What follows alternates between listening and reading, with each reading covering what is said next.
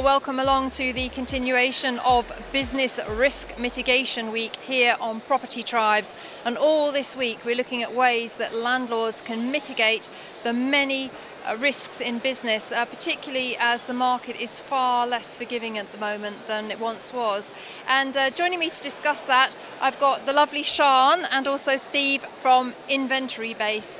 And guys, inventories, I just don't think we talk about them enough because they're one of the key tools that landlords can use to mitigate risk from a delinquent tenant.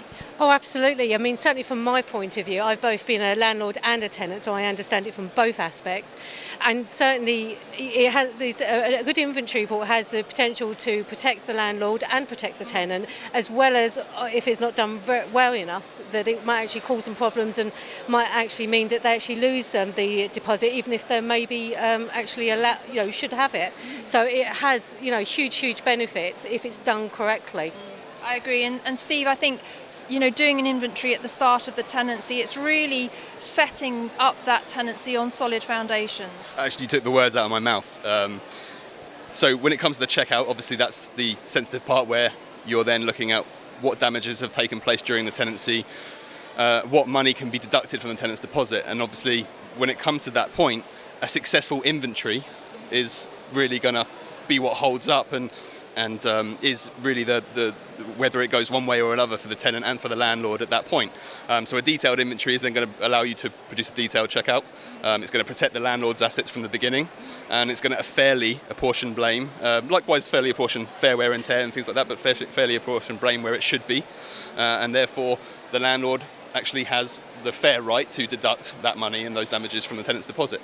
The key thing for me certainly is that the inventory has to be just as detailed as the checkout and vice versa. So sometimes landlords will opt to maybe do their own checkout or maybe opt to do their own inventory.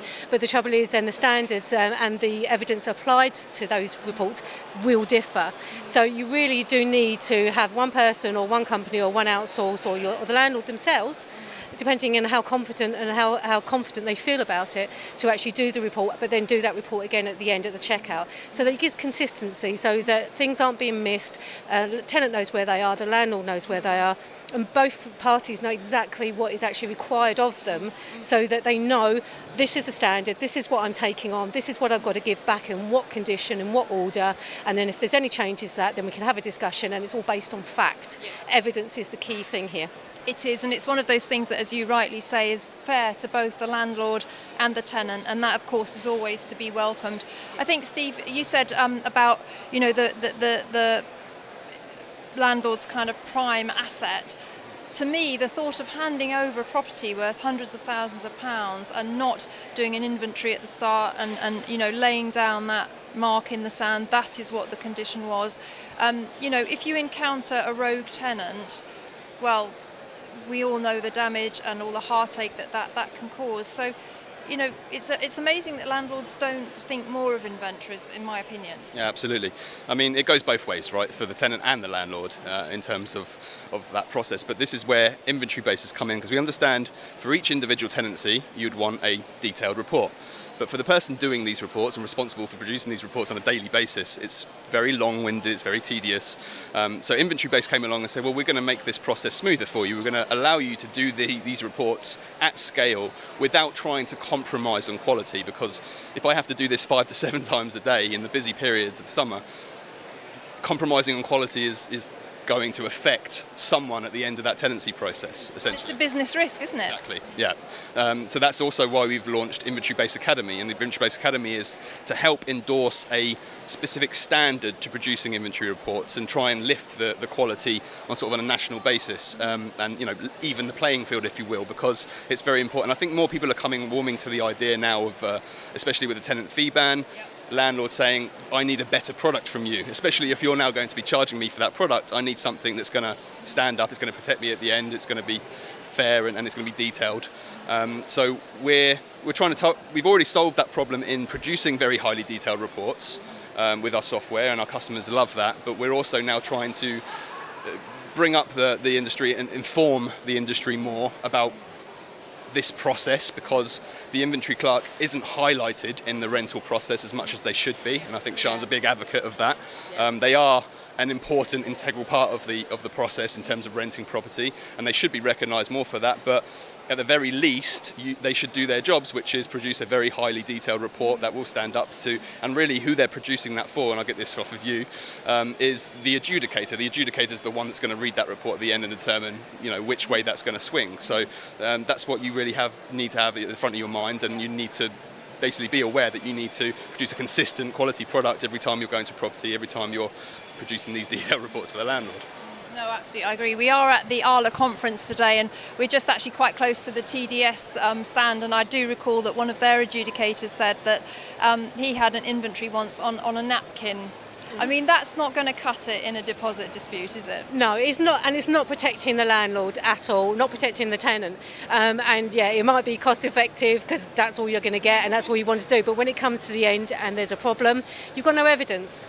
And the thing is, for me, and certainly what we say to all the clerks, all the agents and all the assessors we talk to, is evidence should be your key focus, the adjudicator should be your key focus. If you actually make matching what the adjudicator needs in regards to evidence, they can make an informed judgment call on a deposit dispute, then everybody else is then protected. The tenant's protected, the landlord's protected, the agent's protected. So it's quite a simple concept, but it's just getting people to understand that and saying that, yes, you can do it on a napkin and it probably won't cost you very much, but it will cost you in the long term. So, investment both in the app that you use, in the staff that you use, regarding in-house or outsourcing, will pay dividends in the end. So if you're going to dispute and you win in that dispute, be it a tenant or a landlord, then that is a cost very well made, in regards to making sure that it protects everybody. No, I agree, and it's all tax deductible, so that's always a good thing. And I think just to finish, I guess, Steve, in the context of business risk, prevention is always better than cure. It's less heartache, it's less hassle, it's actually less expense in the long run. And that is what we're really trying to get across in this week, that there are tools out there, there are ways to mitigate risk, and the inventory is a very good example of that. Absolutely, yeah. Well, we very much endorse highly detailed inventories, and we somewhat endorse them being produced by independent third parties as well, because we just feel that that's a fairer middle ground to the industry. You've not got anyone at the end to say, well, the letting agent, for example, had the landlord's best interests at heart rather than the tenants, of course, because that's who's paying them, right? So we do support, for example, what the AIIC has said, where they would rather it be done by independent third parties, and that's obviously the inventory provider market, which has been growing since 2008, and we see still now new entrants into the market all the time, and this is where Inventory Based Academy can step in and play a role, along with companies and organisations like the AIC and Property Mark Inventories, to try and endorse standards and to try and push the industry that next step. That's fantastic. Well, it's really good work that you're doing, and also so glad that you agree with the whole kind of educational process as well, because I think we do need to get the message out there, don't we? As I said at the beginning, it's not so forgiving now in the buy-to-let scene, and risk is greater and costs can easily mount up.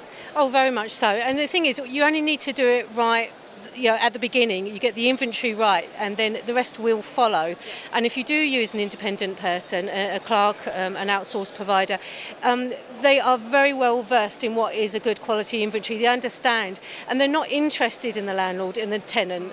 They're interested in the property, what the property says, what the property is showing them, what they can evidence, and then that's what the adjudicator relies on. So you can take out the emotion side of it. It's not, it's not an emotive report. It's an objective report with fact, with evidence. So it's not someone's, family home that they're now renting out, because when you actually have an emotional attachment, you're not looking at it the right way. Whereas an outsourced inventory clerk, an impartial third party, will look at it as a property. What is in there, what's included, where the issues are, what needs to be recorded and evidence, and that's what you should be looking for in any report.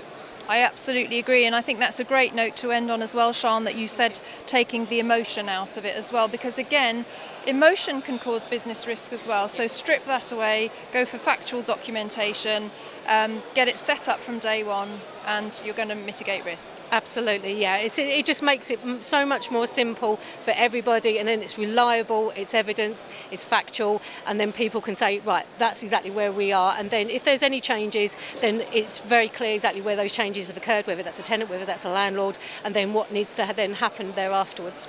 Fantastic. Well, thank you very much to Sian and Steve from Inventory Base for joining me here at the ALA conference and taking part in our Business Risk Mitigation Week.